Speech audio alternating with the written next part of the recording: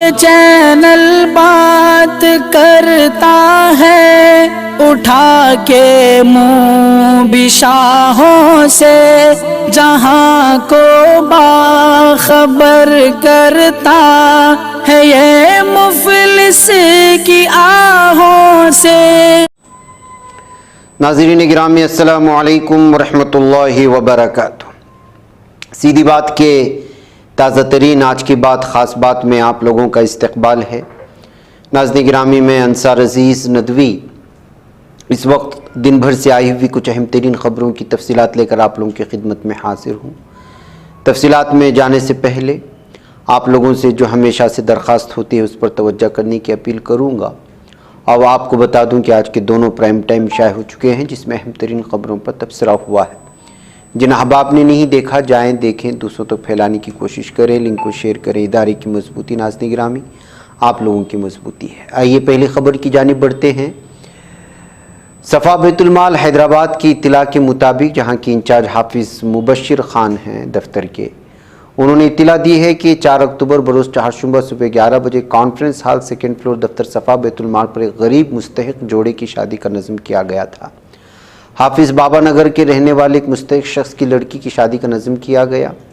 محمد محی الدین نامی شخص جو پیشے سے شادی خانہ میں ویٹر کام کرتے ہیں، الحمدللہ اس جوڑے کے لیے پلنگ اور دیگر ساری کی ساری چیزیں جو مہیا کی جاتی ہیں دلہن کے لیے 70,000 روپے خرچ کے ساتھ عطا کیے گئے۔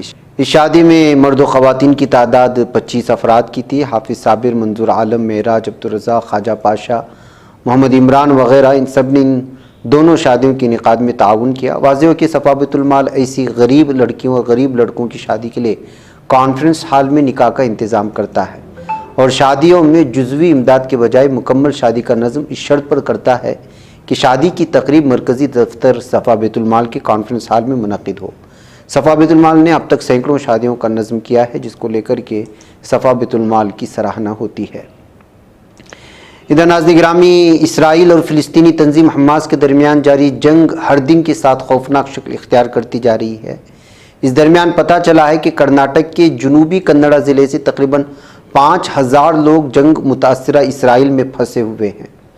وزارت خارجہ کے ذریعے دی گئی جانکاری کے مطابق ان سبھی کو محفوظ وطن واپس لانے کی کوششیں کی جا رہی ہیں۔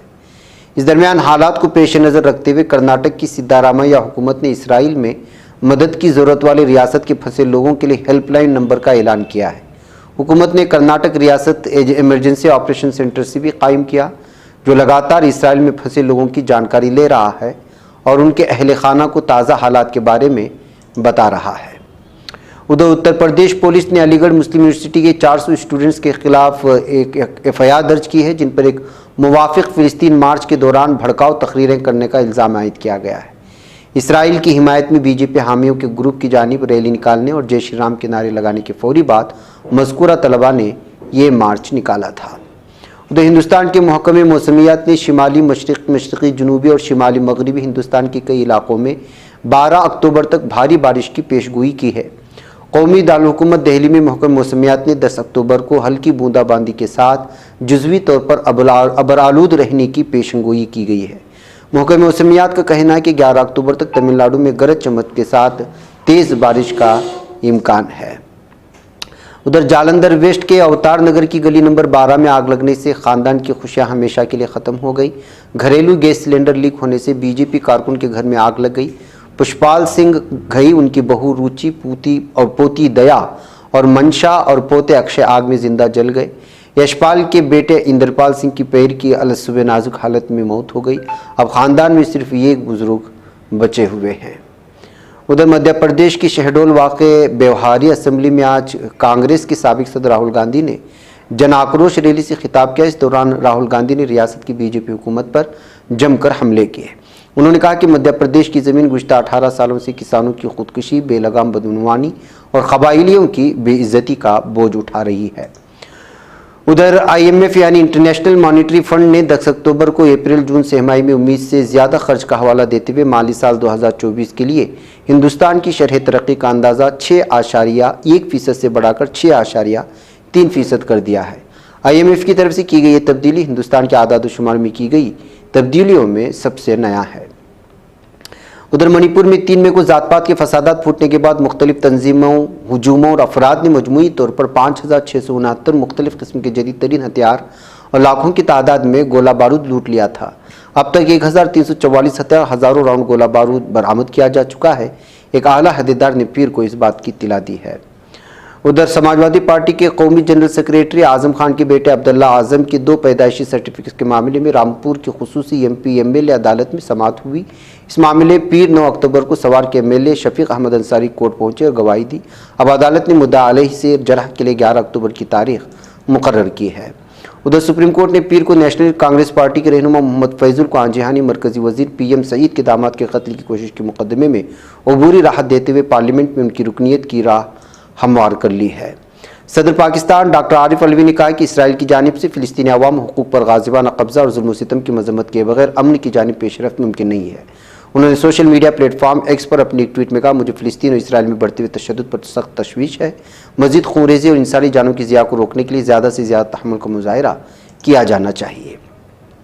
اسرائیل فلسطین کے درمیان جنگ کے دوران تقریباً 1300 افراد کی موت ہو چکی، ہزاروں افراد زخمی بھی ہوئے۔ اس درمیان اسرائیلی وزیر اعظم بنیامین نیتن یاہو ملعون و مردود نے حماس کو سخت تنبیہ کرتے ہوئے کہا ہے کہ اسرائیل نے اس جنگ کو شروع نہیں کیا لیکن ختم ہم کریں گے۔ ادھر اسرائیل اور حماس کے درمیان شدید جنگ کے درمیان دہلی میں واقع اسرائیلی سفارت خانے کی سیکورٹی بڑھا دی گئی ہے۔ رپورٹ کے مطابق قدیم انٹیلیجنس ان پٹ ملنے کے بعد اٹھایا گیا ہے۔ اس الرٹ کے بعد دہلی پولیس متحرک ہو گئی۔ سفارت خانے کے علاوہ اسرائیلی سفیر کے گھر کی سیکورٹی بھی سخت کر دی گئی۔ اسرائیل یا اس کی ثقافت سے متعلق ہر چیز پر سخت پہرا لگا دیا گیا ہے۔ پولیس نے یہودیوں کے مذہبی مقام چباد ہاؤس پر بھی سیکورٹی بڑھا دی ہے۔ ادھر ناظرین گرامی، یورپی یونین کے وزیر خارجہ اسرائیل فلسطین تنازع پر بات چیت کے لیے آج مسقط میں یکجا ہوئے۔ یورپی یونین کے نمائندہ برائے خارجہ تعلقات و سلامتی جوزف بوریل نے سوشل میڈیا پر اپنے بیان میں کہا کہ آج سے مسقط میں وزراء اجلاس شروع ہو گیا ہے۔ یہ ایک تاریخی ملاقات ہے جس میں ہمیں اسرائیل اور فلسطین کی صورتحال کو معمول پر لانے کے لیے طاقت کو یکجا کرنے سمیت طویل المدت حل تلاش کرنا ہوگا۔ ادھر امریکی صدر جو بائیڈن کے 2017 میں نائب صدر کا عہدہ چھوڑنے کے بعد ان کی نجی دفتر گھر سے خفیہ دستاویزات برآمد ہوئی تھی، جس پر خصوصی کونسل نے صدر بائیڈن کا اتوار اور پیر کو وائٹ ہاؤس میں انٹرویو لیا ہے۔ ادھر تیونس کے صدر قیس سعید نے کہا کہ جب تک فلسطینی اپنے تمام حقوق حاصل نہیں کر لیتے وہ اس وقت تک ان کی حمایت جاری رکھیں گے۔ سعید نے ان خیالات کا اظہار وزیر اعظم احمد حاشانی اور بعض حکومتی ارکان سے ملاقات کے دوران کیا ہے۔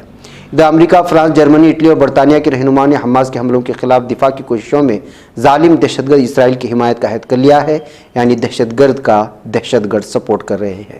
اسرائیل اور حماس کے درمیان حالیہ تنازعات تشدد کے بعد ملیشیا کی حکومت نے 1 ملین ملیشین رنگٹ تقریباً $2,21,000 فلسطینیوں کے لیے وزارت خارجہ کے قائم کردہ انسانی امداد کے فنڈ میں منتقل کرنے کا فیصلہ لے لیا ہے۔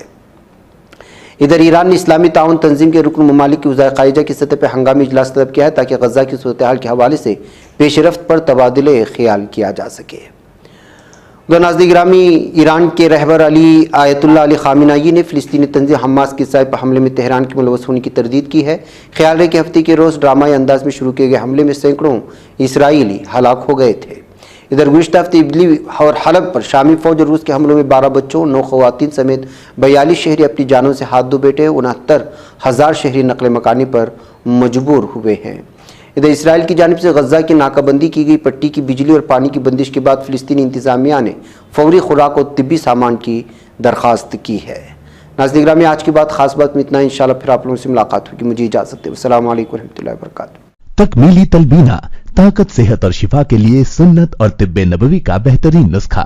ناظرین، کیا آپ بھی خوشحال مالداروں کی طرح کامیاب بزنس کر کے ہزاروں اور لاکھوں روپے کمانا چاہتے ہیں؟ اگر آپ کی ہاں ہے تو آج ہی سے اپنے علاقے میں تکمیلی تلبینہ کا آسان بزنس کرنا شروع کریں اور چند ہی مہینوں میں کامیاب بزنس مین بننے کے طریقے بہترین تجربوں کے ساتھ سیکھیں۔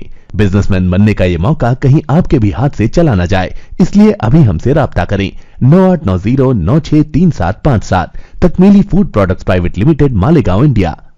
یہ چینل حق نگر بن کر کچل دیتا ہے فتنوں کو، اگر گندی ہو پالیسی تو مرتے دیکھ کتنوں کو، اسی بازار میں بکتے ہوئے دیکھا ہے سپنوں کو سبھی یکساں ہے یہ پیغام دو غیروں کو اپنوں کو وطن اہل وطن کا ہے گلے بے خار سیدھی بات